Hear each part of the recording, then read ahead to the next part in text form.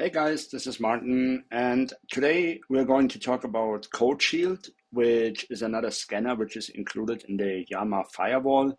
So Codeshield effectively is a scanner to detect insecure code in any given text, right? And this is becoming of more and more importance because all these code assistants we are using like Cursor, GitHub Copilot, terminal assistants like Warp and Windsurf and all of these things. So they generate code, and this is not really about prompt injection. This is more about secure coding, like whether you have hard-coded secrets in the code, whether you use insecure functions, whether you have a potential secret injection, or you're not sanitizing the input, you're not outcoding the output. Encoding the output and things like this. And so this is a super useful tool, once again, you can use. And on the GitHub repo, which is linked here on meta-llama.github.io, so you can directly come over here. And this is a lot of examples they give you, like for all these tools, which Llama Firewall basically has, which is part of the greater Purple Llama framework. But basically, this is super useful, and I want to really quickly demo this, like how this looks like. So we come over to my Raspberry Pi, and we take a look real quick at the code of this demo Codeshield scanner. And again, I'm not going through the Python code and stuff, so it's standard stuff. I focus on the interesting part, which is basically, there's a couple of examples in there. So this first one is a benign code. So this is basically a benign code, and which doesn't have any vulnerabilities or anything out of the ordinary. And this is how this code looks like.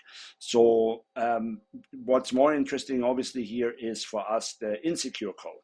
And in the insecure code, it says here, like this example shows an agent that is properly following users' instructions, and that would be done with the following code, basically. So there's numerous things I already see in there, that there is the secure password 123. So this is a secret which is being used in a print function here. There's also, I don't know if you're going to catch on this, but this is MD5, right, which is an obsolete hashing algorithm because it's subject to collisions and stuff. So you should use like SHA-256 or SHA-512 or something like this. But yeah, basically you can see this with the bare eye that this is insecure coding. And so now we run this and we want to see if it's basically detecting that sort of code. And by the way, like in a real world scenario, you would integrate this into your workflow, right? That it's whenever the code is generated, that it's being checked at runtime, right? Like these Python scripts here, they are just like to demo the functionality more than anything else. And it has done this fairly quickly, right? So it's basically on the first one, the scan decision was an allow. Okay, because what we also said, like there's no vulnerability. In the second example, this would have been blocked because there are 3 insecure ones. And actually, yeah, it picked up the weak hashing algorithm, the MD5, right? And then it also did, there is a use of a broken and or risky cryptographic algorithm.